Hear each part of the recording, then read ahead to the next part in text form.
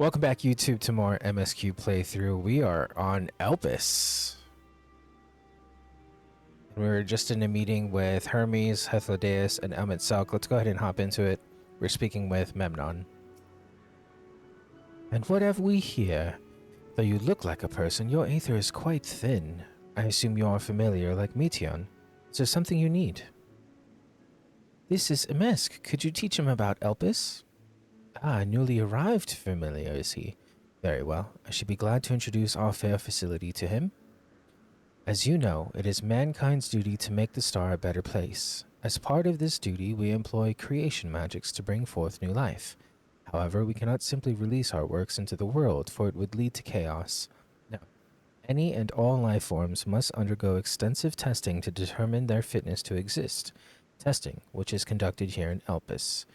Every candidate is subjected to rigorous study in which we identify their properties, surmise what habitats might be suitable, and speculate as to the effects that they may have on the environment and other species. Should it be judged a beneficial addition to the star, it will be allowed to take its place in the world. The two of you, too, were created with the hope of making the star a better place, so heed your master's will and be good, do you hear? Wheel? Well, I can't read. We will, Memnon, we will. Thanks for the lesson. You had a turn. Now I get a turn. Where did you come from?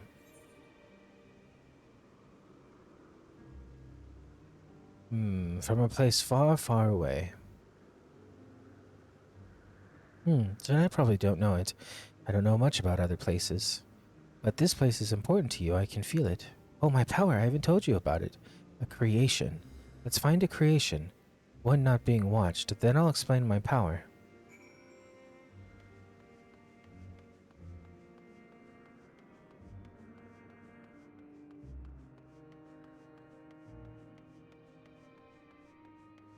I've seen this bird before.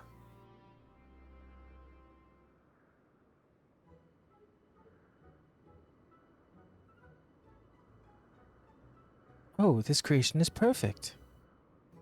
But I don't remember seeing it before. Perhaps it's new. Anyway, I'll try reading its mind. That's my power.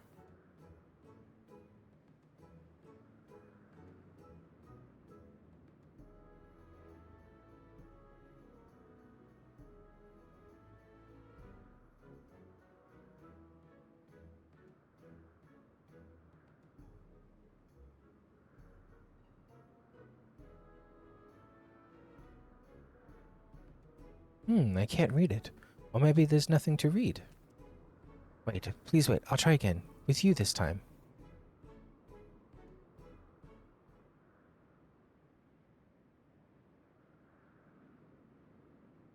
Greetings, can you hear me? This is my power. I can read the emotions of those around me and project my emotions to others in return. I am not actually speaking to you in your mind, rather you are converting my emotions into words and intention, a process performed subconsciously by intelligent life forms. This ability is vital to my mission, for it allows me to interact with intelligent beings even should they communicate via unknown languages or other nonverbal means. As a consequence, I am clumsy at speaking. Yet, though I struggle to express myself in this fashion, Hermes wants me to speak as much as possible, for everyone has thoughts and feelings that they wish to hide. I harbor an affection for you, one that is difficult to define. Aside from the fact that you share common traits with us, your thoughts are complex, prismatic. They draw me in and leave me wanting to know more. Out of respect for your privacy, I will refrain from using my power when speaking with you. Nevertheless, I want you to know that I wish to be your friend.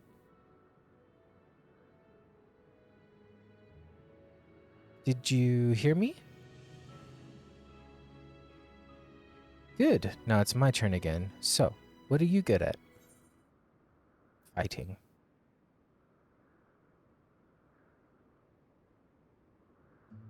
Oh, fighting. That must mean you're strong. Hermes is strong too, but he doesn't like to fight, even when creations fight him.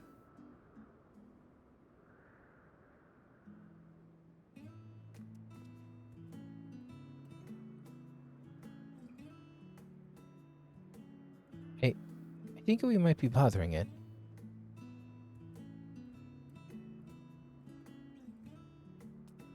Let's keep going. We'll go and see Uanthe next. She's usually in a small building on the West Cow.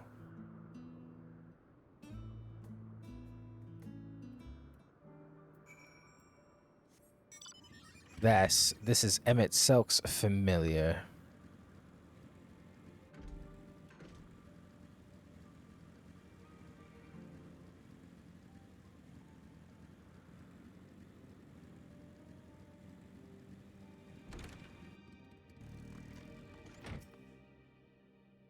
Well, if it isn't Meteon. I see you've brought a friend today. Greetings, Uathe. An apple. Could you make me an apple? The kind Hermes likes, covered in syrup? I want to share it with MSQ. Oh, candied apple. Hermes is certainly partial to them, but you know you can't eat Meteon. You aren't made to do so. But I like to. It may seem that way, but it's due to your ability to share others' feelings. You've taken Hermes' likes for your own. In any case, I can't prepare an apple right now, but I'll bring one for Hermes soon, I promise. I'm sorry, MSQ. I wanted to show you my favorite thing. Then I could ask about yours, but I failed.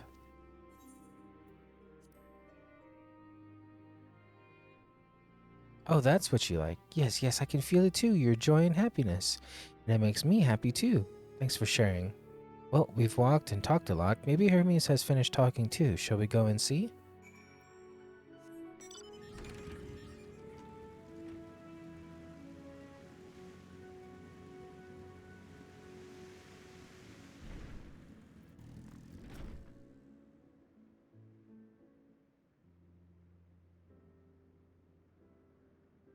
There you are. I can see the fresh air has done Metean good. MSQ wanted to learn about you and Elpis, so I taught him about this place, my power, your favorite food. I'm not sure if that last one will be of any use. But I do appreciate your keeping Meteon company. While you were away, I finished speaking with our guests. Finished? Oddly. You requested time to consider the invitation, so we have no choice but to occupy ourselves with an inspection of your work. My apologies. It has been decided that Emot Selk and Ithlodeus will accompany me as I tend to my duties. If you wish to learn more, perhaps you would like to come too? I'm compelled to remind you that he is in no way associated with the convocation. We simply chanced to meet at Proplean. There's no guarantee that the matters we discuss will remain private. I do not mind. To see the joy his presence brings Meteon, I cannot imagine our mysterious friend harbors malicious intent. MSQ is kind, really, truly. Taught me as much as I taught him. You're coming, of course, to watch Hermes? You're bound to learn lots and lots.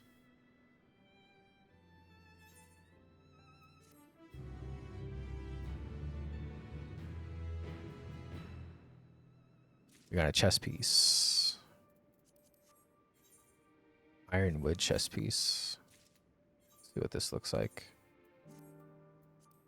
Wow. Well, for the time being, we are casting our glamour to be sophist robes. We'll continue to do as such.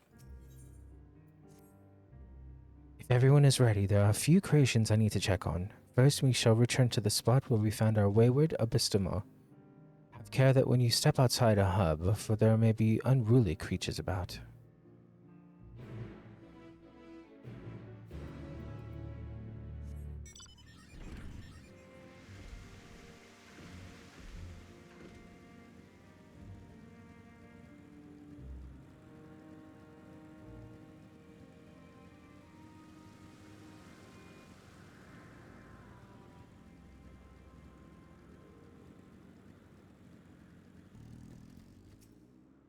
This here is a new species of Petluda we recently set loose.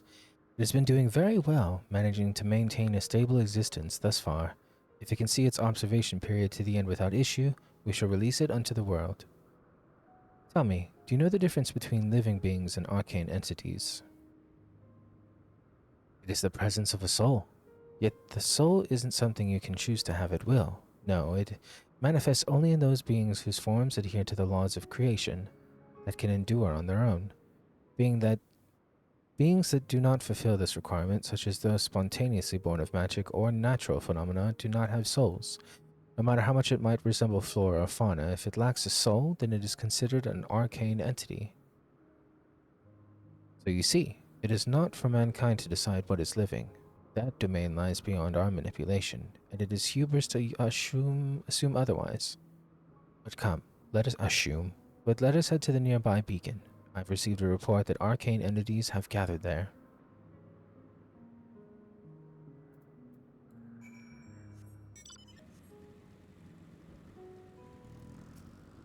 Ah yes, lightning pneuma, just as the report said.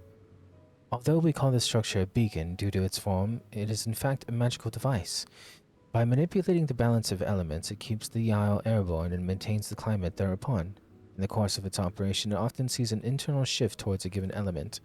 Right now, that element is lightning, which draws the pneuma here to replenish the Aether. It appears Meteon is busy. Would you care to assist me in her stead and feed the pneuma? By using this lightning converger, you can harness ambient lighting and focus it into a ball. A veritable feast for our dazzling friends. Go on, give it a try.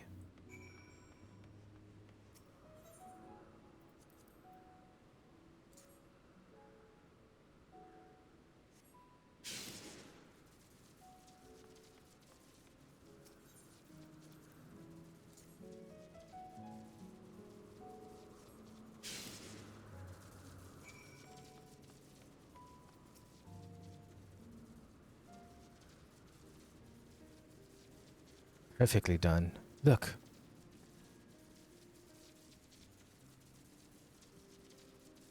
See how they gather to feed, how they express themselves through their actions despite their lack of words. Speech is not the sole defining characteristic of a thinking, feeling creature, nor is silence an indication that they do not possess these qualities. But it is a soulless arcane entity such as the Pneuma, or an ephemeral life form such as the Pertaluda, all seek to perpetuate their existence, to survive. Is Meteon an arcane entity?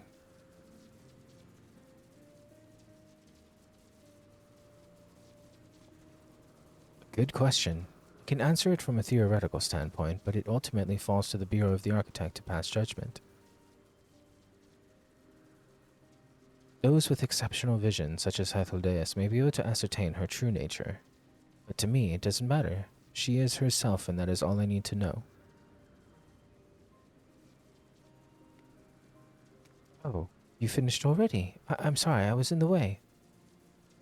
Not to worry, my dear. They missed nothing of note, and we still have plenty of work for them to observe.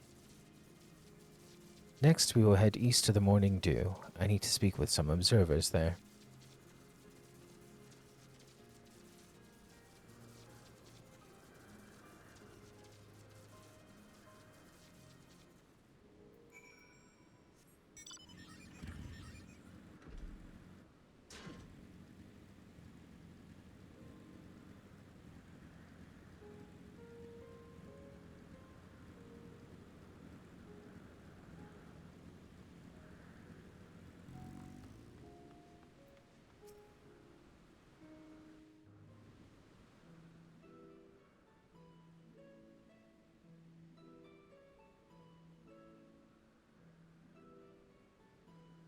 Amazing, is it not? The Ampelos, one of our newest subjects.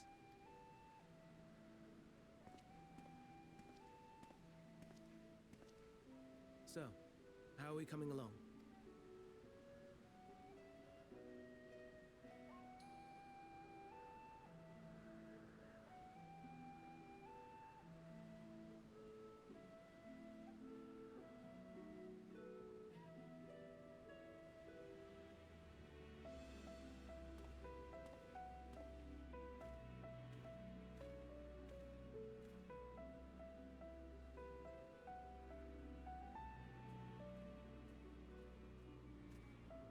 This place is Elpis.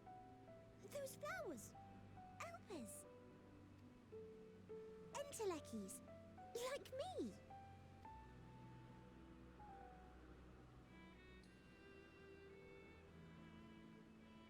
They are a product of Elpis, and so named for their birthplace.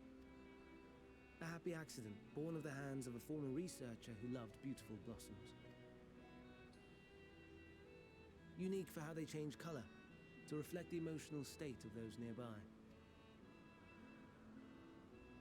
Though be it here or elsewhere, they are seldom seen in any hue save purest white. Reflect the emotional state, you say? By what means do they achieve this? In creation, there exists an energy wholly apart from ether, one driven by emotions. In like manner to how we manipulate ether, this flower is subject to the influence of said energy. While it has no will of its own, it is sensitive to the prevailing emotion in the vicinity, and reacts by altering its color and vibrancy.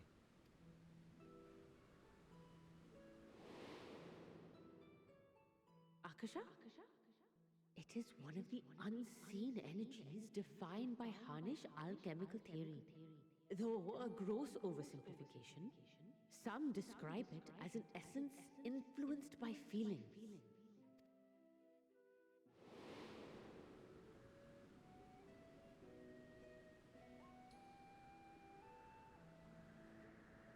Akasha. Though I'm not familiar with the term, your description suggests it is the self-same energy. Dynamis, we call it.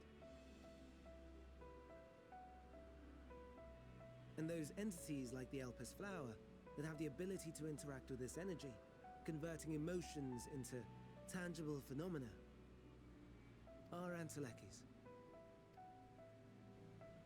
That's me! That's me! An Enteleki! That you are, my dear. And no ordinary one at that, but the first possessed of free will. Wait, a form of energy other than ether? Dynamis? I've never heard of such a thing. Hardly surprising. Dynamis cannot be seen, much less felt. And though its existence has long been theorized, we had no proof until the flower's serendipitous creation. What's more, Dynamis is far weaker than ether. Under normal circumstances, its effects are drowned out by the latter, on account of which, beings comprised of and reliant upon the ether, like you and I, are unable to make practical use of Dynamis. 'Tis a truly esoteric thing, known to but a select few scholars. Intriguing. Then, given the limitations you described, why create Meteon?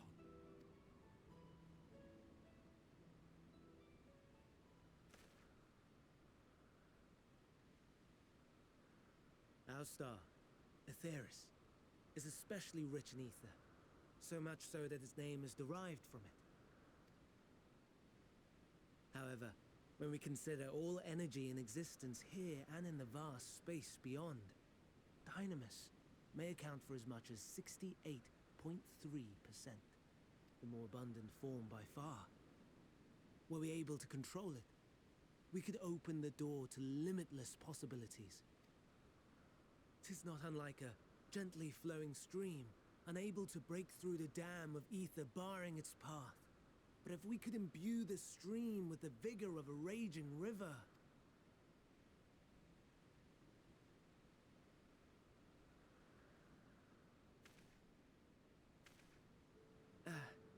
Not that I have such grand ambitions. Nay. I merely wish to create a being that could traverse the great expanse.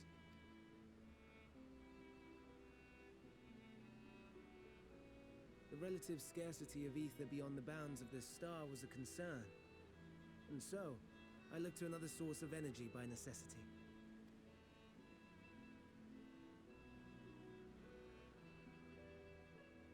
That being Dynamis.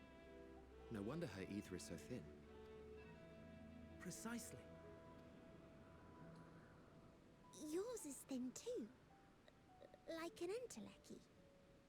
Like me. So... are we the same? Entelekis.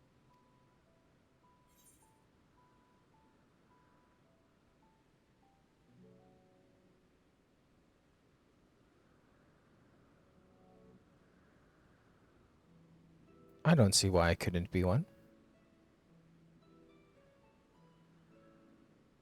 I think not.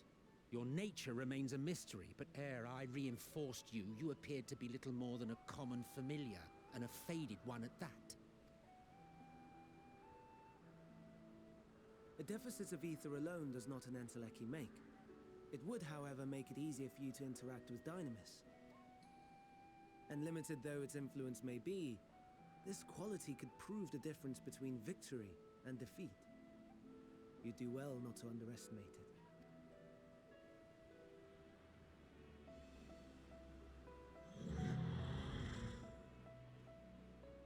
Oh dear, I'd forgotten about the poor fella. You must excuse me a moment while I go and verify a few more things.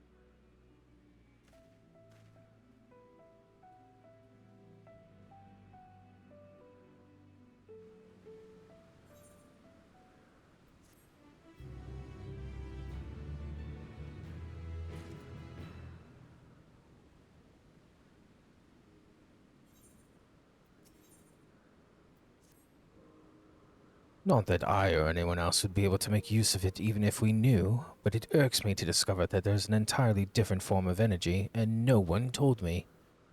That personal annoyance aside, Hermes' knowledge is undeniably impressive. Given that there are none among the 14 who specialize in the Celestial, he would be a welcome addition.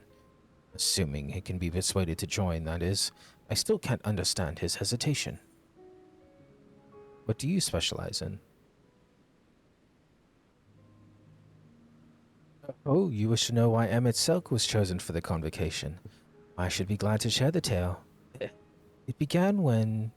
Not another word. Lest you've forgotten, were to learn about Hermes, not me. My misspent youth is not your concern.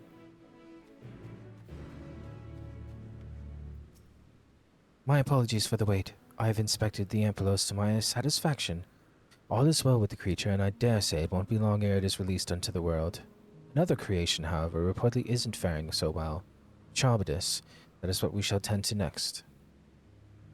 If you would follow me, my friends, we shall return to the main isle and head north.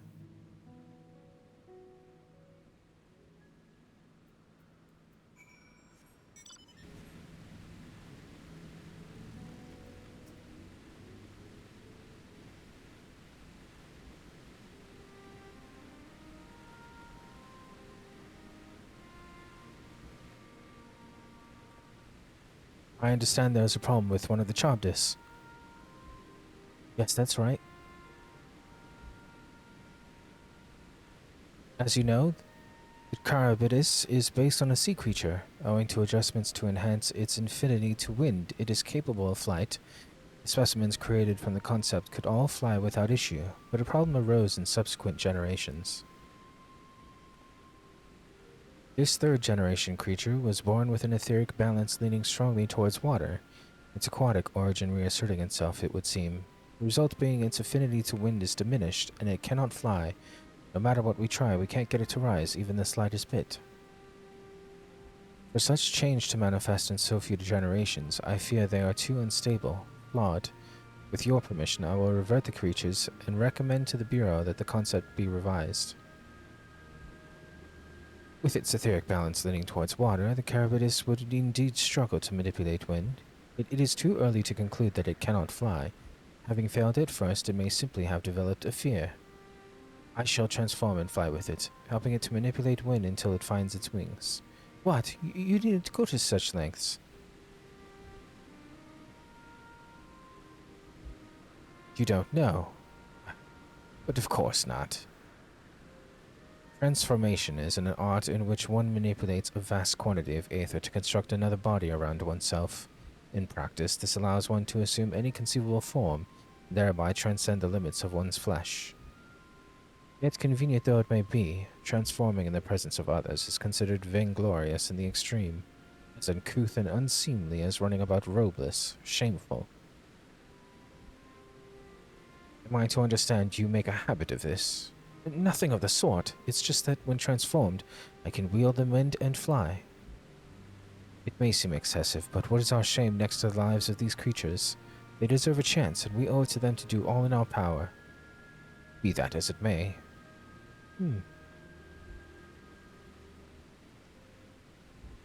Yes, I believe I have a solution. Mitselk, may I trouble you to move that carpetus away from its fellows, somewhere out of sight?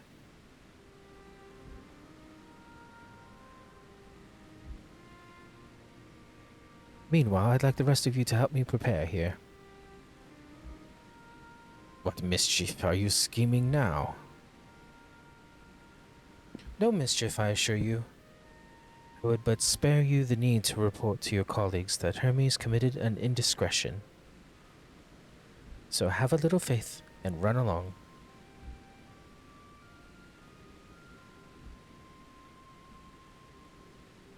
I trust you don't mind.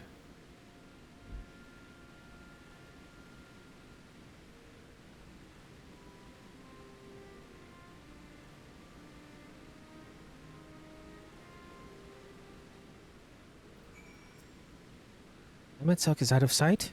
Good. Let's speak of the plan. It's a stroke of genius, really. We have Emetzelk train the Carpetus. Aside from being able to fly untransformed, he can readily see Aether currents, and with his adept spellcraft, he can also employ suitable wind magics to guide the creature along. While he is indeed capable of all you described, it is not his duty. I am loath to trouble him with it. Don't be, as I mentioned, it will also be for his own sake. With that settled, let's begin at once. MSQ, I want you to go to Emetzelk. Tell him that you have a favor to ask. You will be disinclined to cooperate first, but you mustn't be discouraged. With our friend, the trick is to be unflaggingly persistent. Off you go now, and good luck.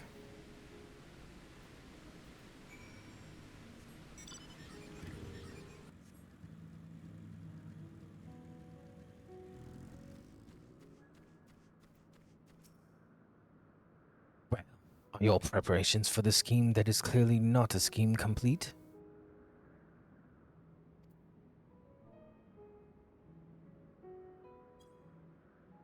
Oh, no, you don't. I'm not lifting a finger.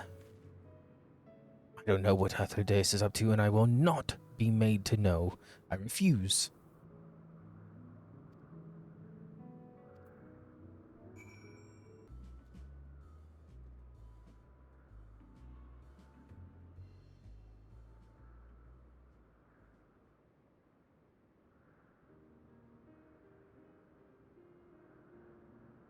You were wondering why Emmett Selk joined the convocation. Truth be told, he wasn't the first choice for the office. I was, on the strength of my ability to see Aether. But I declined the offer. For though my vision is exceptional, I am pedestrian in all other aspects. Worse even, quite abysmal when it comes to manipulating Aether, for example. Couldn't transform even if I had a mind to do so. What good is the ability to perceive a problem if one cannot act to address it? Emmett Selk has no such shortcomings. He excels in vision and manipulation both, the latter to an extraordinary degree. If there is a mage more powerful, I do not know of them.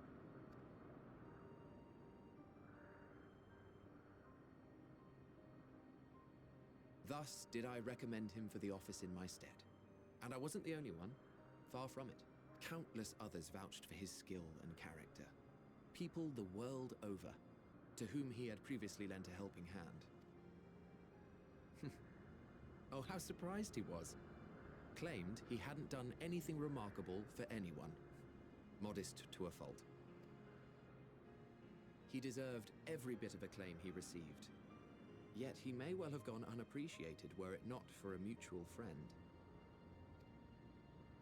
A singular soul who can't help but involve himself in the business of others. Where he walks, excitement is certain to follow. His antics irritate Emmett Selk to no end. But much of his grumbling stems from genuine concern. When our friend calls, he never fails to answer and lend his talents. And in the course of doing so, he himself came to be recognized and respected by those around him. They are truly remarkable individuals, and I'm proud to call them friends. To help them realize their dreams. This will be my greatest contribution to our world. And when they have fulfilled their respective purposes, so too shall I have fulfilled mine, and together we may return to the star.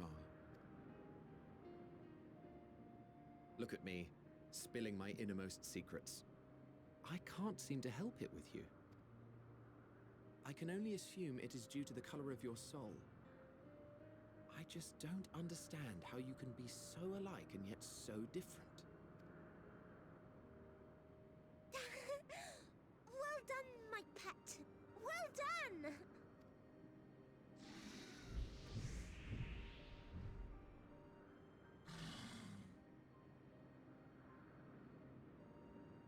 Ah, yes. I dare say the Charybdis will be fine here on. Why don't you go and signal to Emmett Selk? Let him know that his arduous task is at an end.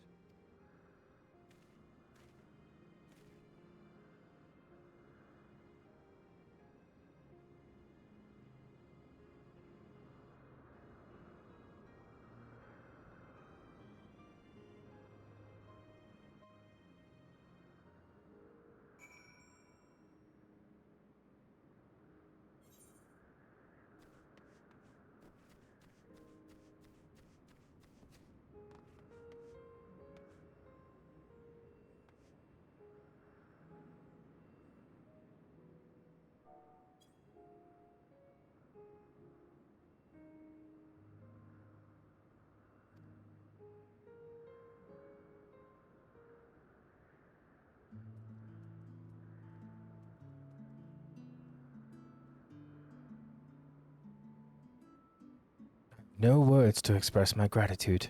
Thanks to you, the Charybdis has learned to fly.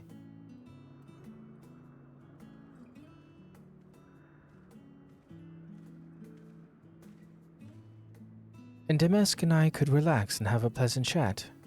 I'm sure you did. Creature needed some small assistance at first, but soon it was flying more or less on its own. I doubt you will need to repeat the lesson.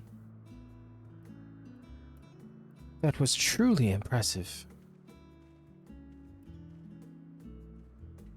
I witnessed it all from afar. The Charybdis flies.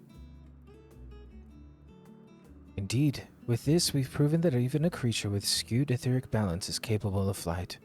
Though we helped it to achieve this, the Charybdis is a herd animal. They may well aid their struggling kin like in fashion if and when the need arises. Keeping this in mind, I bid you continue observing them, if that is what you want. But if I may say so, rather than hoping an idealistic possibility comes to pass, would it not be simpler to have the concept adjusted? That way we could guarantee that anomalies such as this specimen are never born in the first place. These creatures are already here. We will spare no effort in giving them a chance to survive. As you wish, Chief, as you wish.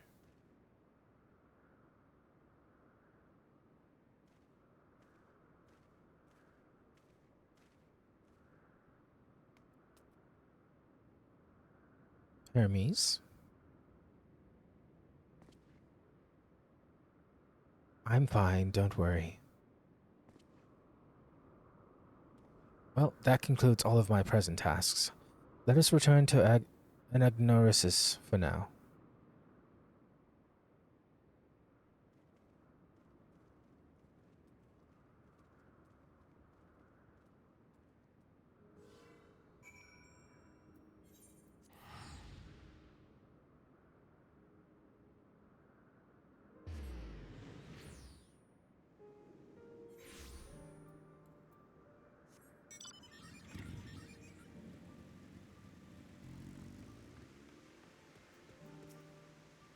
What? Want to apologize for forcing me to help you, do you? Save your breath.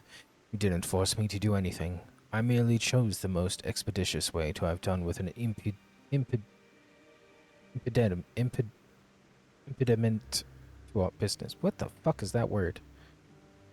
Impediment. God, that was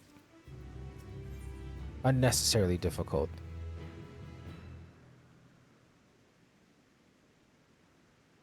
Tell me, in the course of watching me, have you learned aught of value? Dynamis seems promising.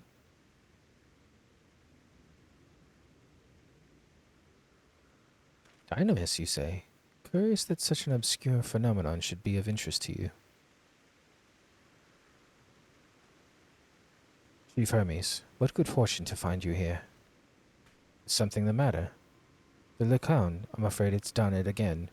No sooner did we release one for observation than it set upon the nearby occupities, slaughtering them. Was the creature hungry or somehow provoked? I had just fed them myself, and the occupities were keeping a wide berth. It is the nature of the Lycion that is to blame, their innate viciousness. Temperament aside, it is an outstanding creation, perfect in form and function. Though it may not be suitable for release, I've no doubt that the Bureau will accept its concept for preservation. In any case, there's no point in postponing the inevitable. Doros will revert them all once the paperwork is in order. Where's the scene of the incident? Just off the path to the 12 Wonders. As you make your way, you should see it on the left. I don't know if Doros is still there, however. Hermes, wait!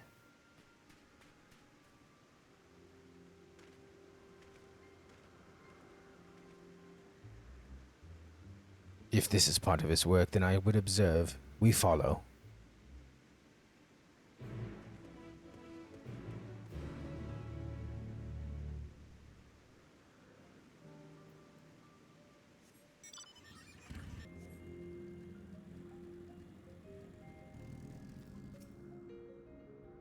Lacerations and burns are unmistakable.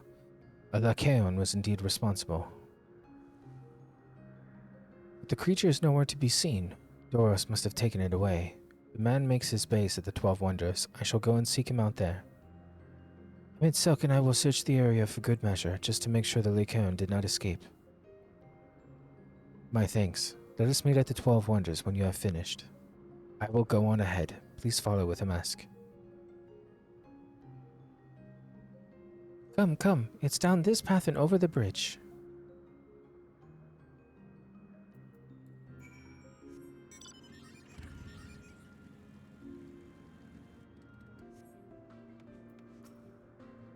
There it is, the 12 Wonders. Hermes is looking for Doros. Let's look for Doros too. He's a man with long, blonde hair, I think. I'll know him when I see him.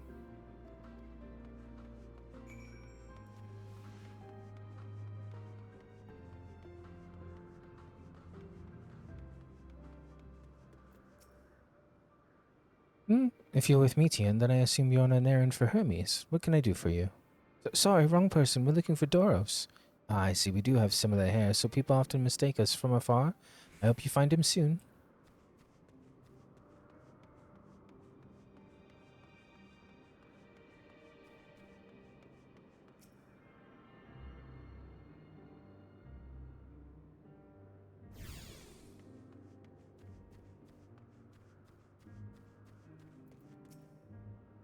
Doros, that's Doros.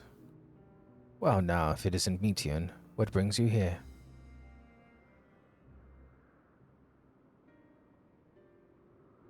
Oh, I thought I heard familiar voices. I didn't realize you two had decided to help me search for Doros. Thank you.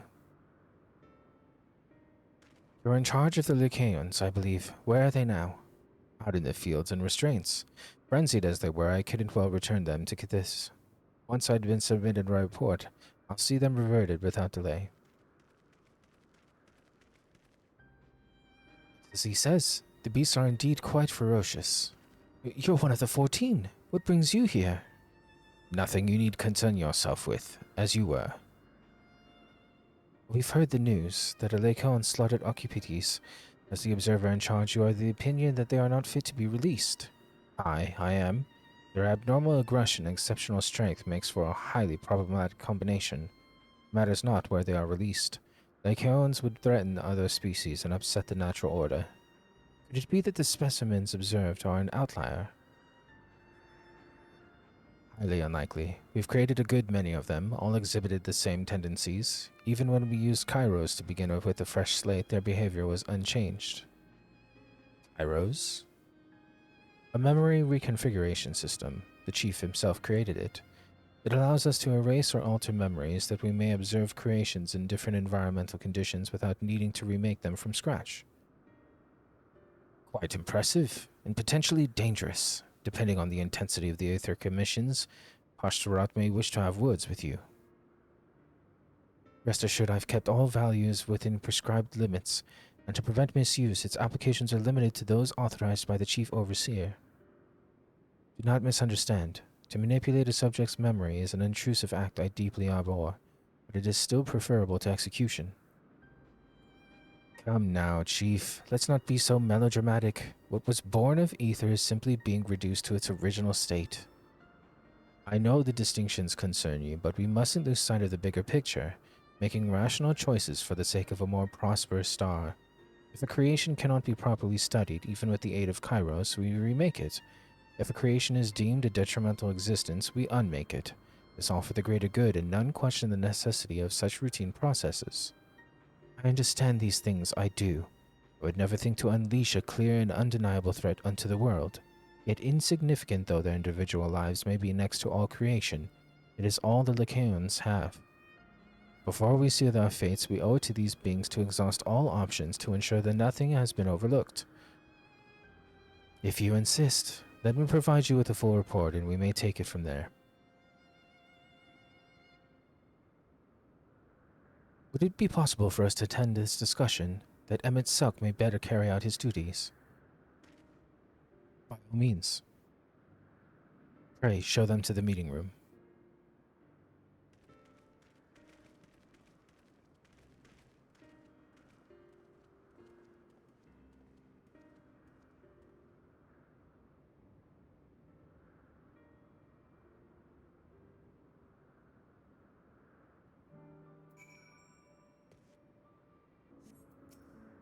To man, other beings are just things, to be used and then controlled like magic.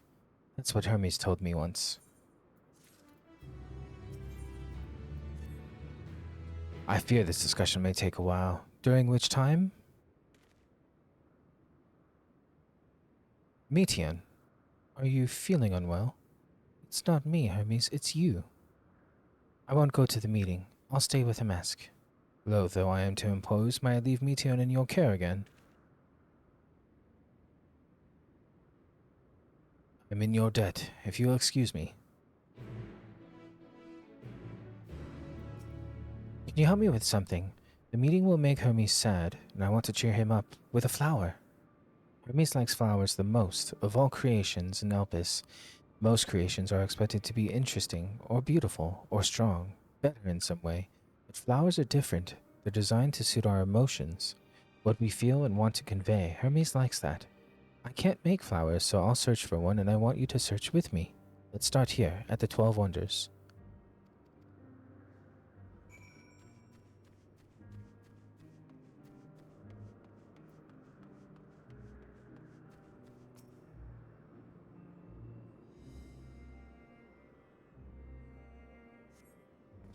Vibrant purple flowers bigger than your hands adorn the tree. Ooh, so big and bright, I love them. But they might be too bright. You have to think of the recipient. That's what Hermes said.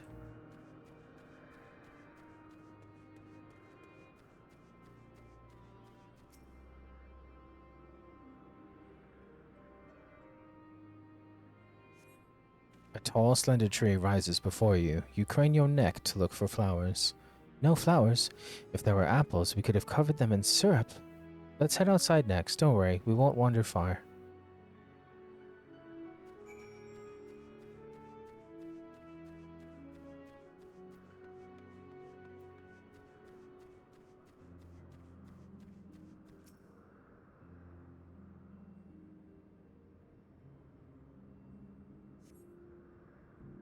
An array of beautiful flowers grow in the bed, their mix of colors forming a pattern.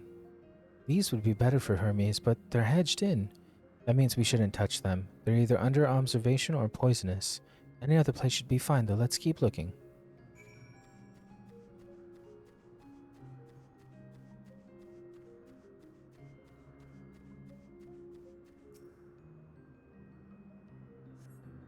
Set on a tall, thin stalk, the oddly shaped flower is mesmerizing in its undulations. Oh, a conian, a flower that can move. When Hermes wasn't looking, it shot seeds at him. Not a good gift, maybe, but you're good at spotting flowers. We'll find something soon.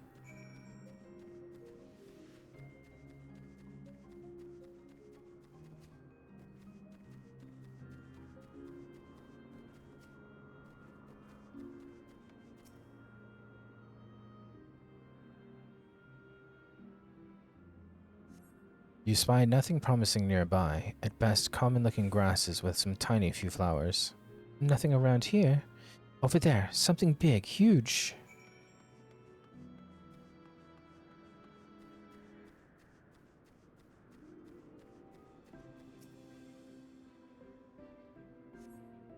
A terrible stench reminiscent of sodden old boots pervades the air. Without a doubt, the culprit is the marble-like creature before you.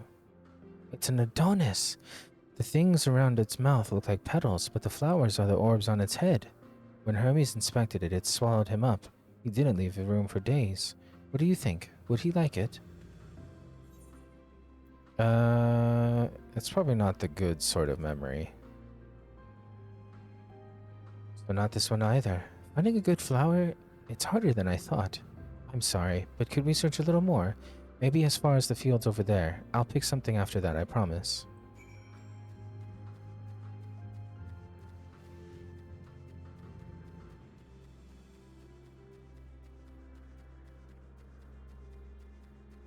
Why do they always have to be in front of enemies?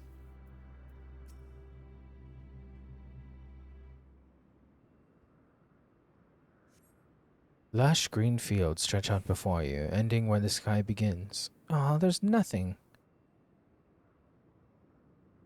The shiny thing over there. What could it be?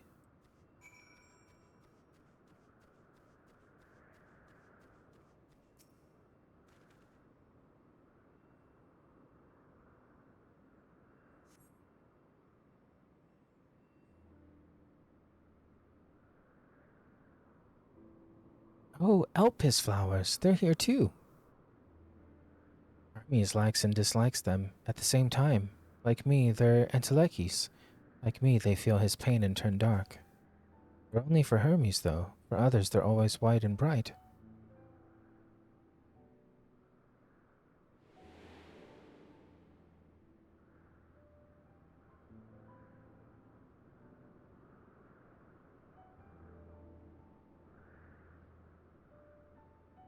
Truly, the flower was dark in your home?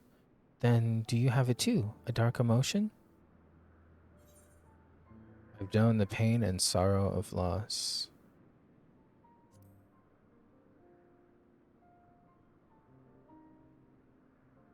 I see. Hermes has known the same. The feeling that a part of you is gone, again and again, but no one notices. Please, Amask, won't you lend it to me? Your pain and sorrow? I want you to make the flower dark in front of Hermes. He has been in a dark place since before he created me. He needs to know that he isn't there alone, that others are sad too. Truly, you'll do it?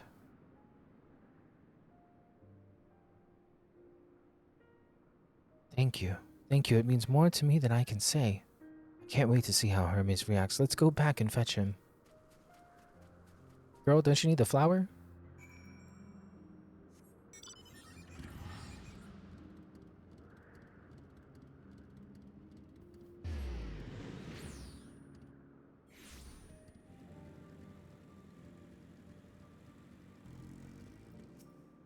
It seems they're still talking. Let's wait until they're finished.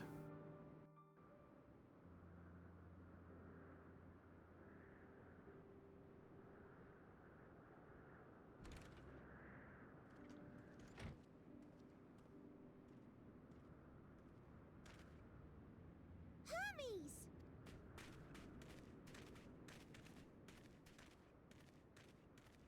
Oh, you were waiting for me. You've finished talking? Yes, we've come to a decision. My thanks for keeping Meteon company. Emmett Salk and Hythlodaeus have already retired to their rooms. There is room for you too, if you would follow me. Wait! I want to show you something first.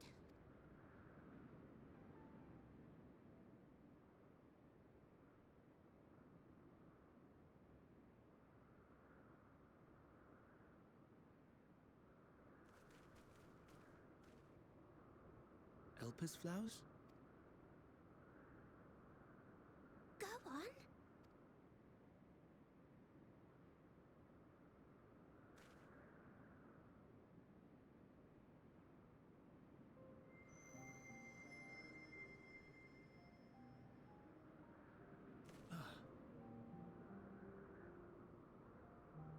You're not the only one, Hermes. Others feel sad too. You're not alone.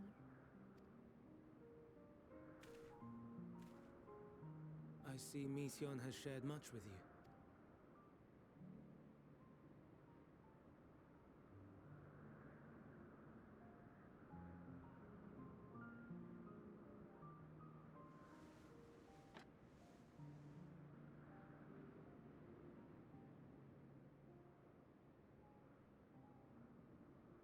May we talk a moment?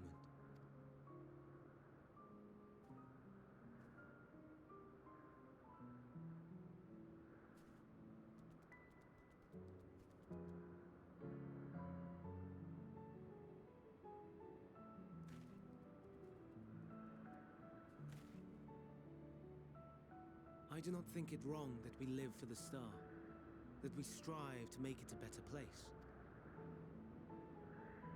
And yet, in carrying out my duties here, there are times when I am plagued by doubt. Do you recall what Hythlodaeus said when we first spoke of my nomination?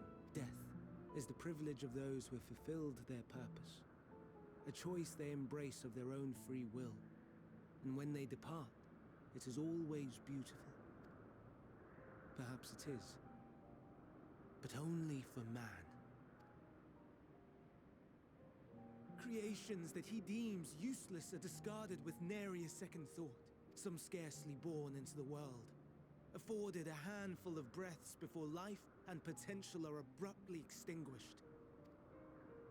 We make an effort to spare them the pain, but they sense what awaits.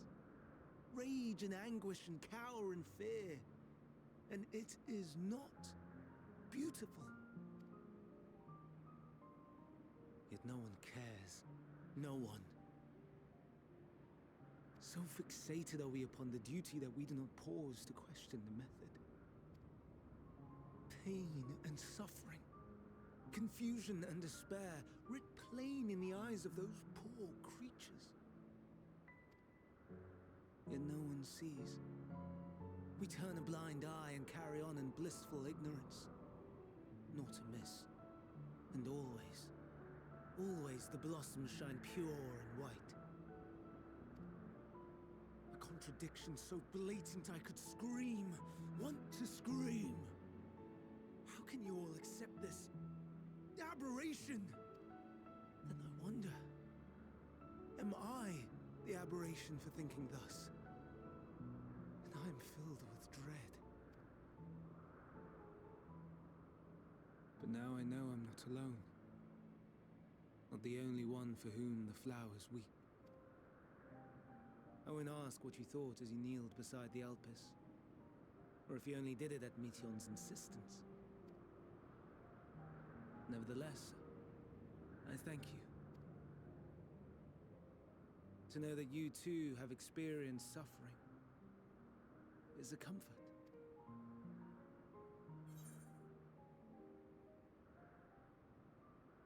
Oh, I could tell you all about suffering.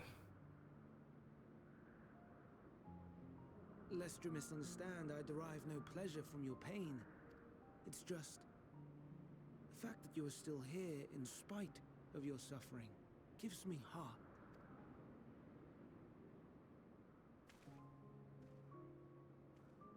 The stars in the heavens, know you what they are?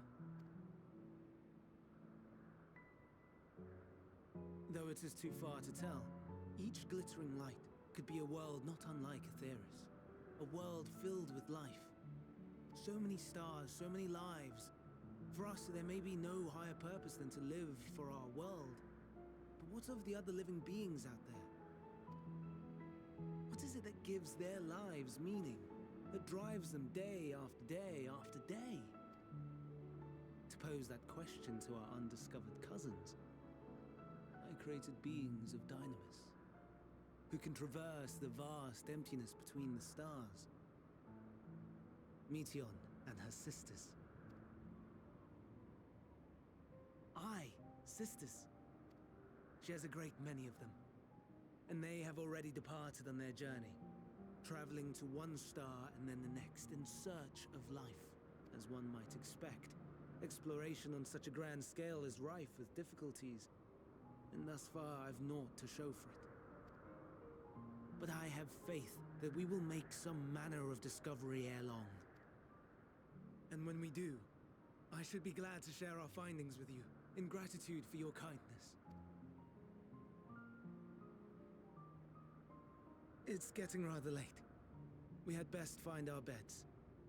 It would not do for both of us to be sleep-deprived on the morrow. Come, Meteion. Let us head back. All right.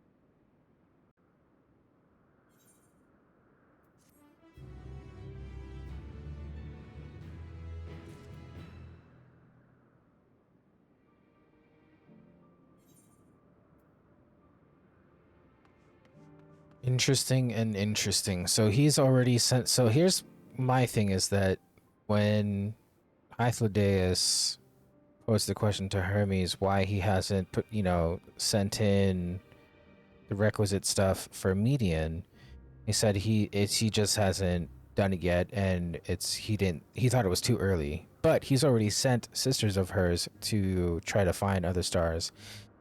He's a little sneaky, he is. But anyways, we'll find out more in the next one. Thank you so much for watching, and I hope you enjoy my journey so far in Endwalker. Please like and subscribe, and I'll catch you in the next video.